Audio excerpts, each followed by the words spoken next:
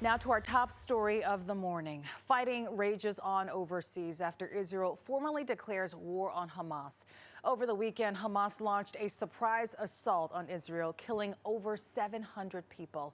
Saturday did mark the deadliest day in decades for Israel. All of this comes after months of surging violence between Palestinians and Israelis. It has been a long-running conflict now coming to a head.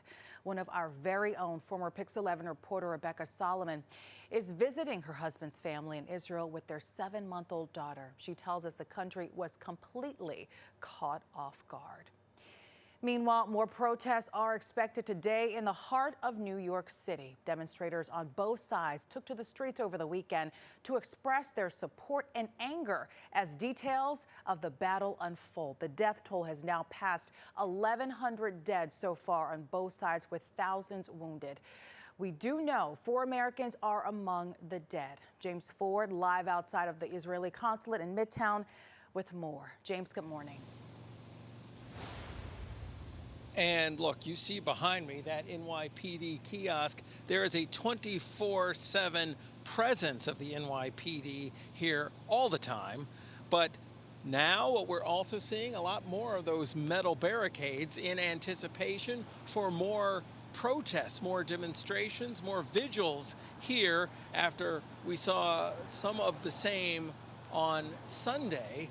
Those ended up here after marches from Times Square. Take a look at some video and we'll show you how over in Times Square is where a group of organizations showing support for Palestine held a rally on Sunday with police officers and metal barricades there, separating them from people who staged a counter-protest supporting Israel and condemning Hamas's attacks, which continue in Israel today.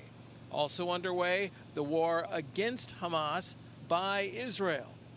People who showed up at local protests from both sides explained why it was important that their voices be heard.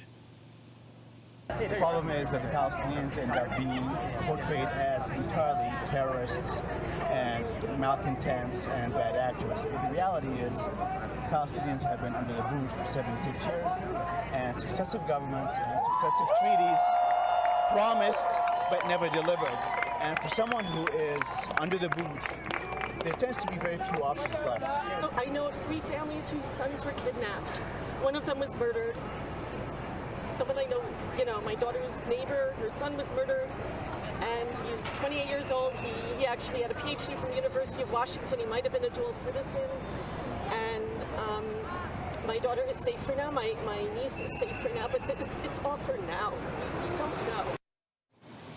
Now, over the weekend, U.S. Senator Cory Booker from New Jersey was in Israel, as was Member of Congress, Representative Dan Goldman from New York, both condemning the attacks on Israel, both either headed back to New York now or having arrived in the area. Also condemning the attacks, Mayor Eric Adams in a tweet.